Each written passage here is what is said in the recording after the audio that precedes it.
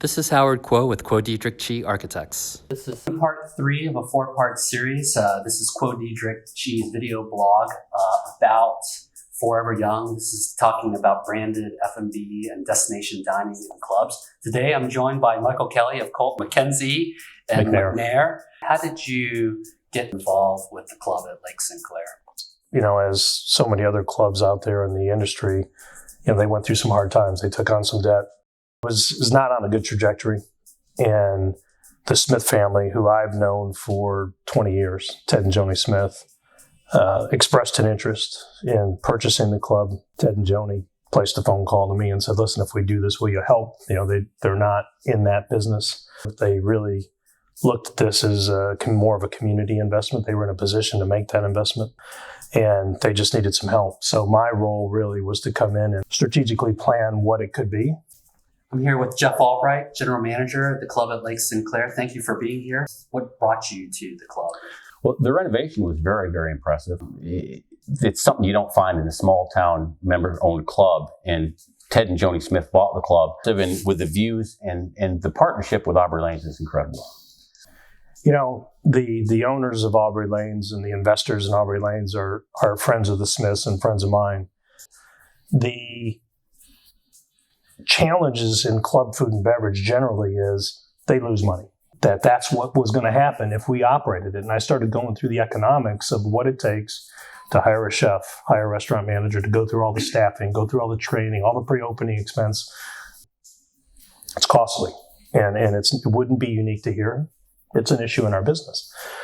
So as the three of us sat brainstorming for solutions for that, you know, there was an aha moment where we said, couldn't we partner with our friends and have them come down here and execute the food and beverage for us? One of our fondest memories was being able to come out and have a good eating experience, and you're surrounded by friends. The old club failed, and one of the biggest failures was in the restaurant.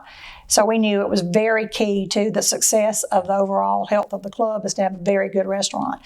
What better person than to ask Jason Metters? He had an established restaurant downtown that we dined at quite often. So we just thought, well, you know what, let's go and get him and see about running the restaurant. As owners of the club, we're taking care of the club and the membership side and their activities, but now the responsibility of the food service belongs on the owner of Aubri Lanes. We were going to have a better facility. We were going to have a new facility. The people that partake in that restaurant, we're out here at the lake. Let's partner. And it took them a while, quite honestly, to digest all of that. They pack up and leave that location was a meaningful, significant decision for them. And they got to walk through this building. They started realizing to be a competitor probably wasn't going to work to their advantage. So being a partner made a lot more sense. What has been the way in which you and Aubri Lanes have sort of worked operationally? Early on, there were some of the challenges because they came from a smaller environment and didn't have the banquet space. So that happens to be a place where I excel at. At the end of the day, Jason is very in tune that the most important job that he has is to make sure that our members are satisfied. And he will do anything to help with that. We have a wonderful product to offer to our members, so they really enjoy that. It's consistent and it's high-end even when they're having a casual meal. And it gives them that feel of a private club where they're among folks that are, you know, dues-paying members. The F&B is a big part of any country club, and so it's nice to be able to rely on the expertise of Jason and the rest of the folks at Aubri Lanes. They take care of everything with a pool service, banquet service, even to the beverage cart. So that helps a lot, and it gives us time to focus on the golf operation and the renovation that we're doing out on the golf course right now as well, and improvements. And then, you know, we have a long-range plan that possibly eventually we would like to build a tiki bar by the pool, which again will enhance service over there, and possibly a fitness center, which we see the trends are that private clubs are going to, you know, you want to offer a little bit of something for everybody. The Smiths are benefactors. Their purchase of the club was not financially motivated. It was to invest in their community. And so the people who are members of the old country club are very, very appreciative of the investment.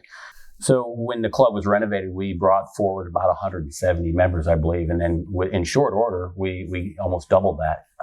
And what we see is younger folks. So we see families, and we see the kids club and the pool.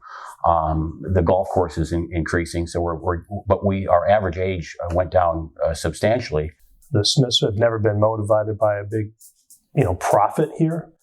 Joni wanted it as nice as she could possibly make it, and Ted wanted it to not lose money, truthfully. And so Joni made it as nice as she could make it. And, in 2018, they actually turned a small profit. So I think we've accomplished what was the original overall mission. It was give it a new place for the community to enjoy, give it a place the members could be proud of, give it a place the Smiths could be proud of, and have it not lose money. And I think we've done that.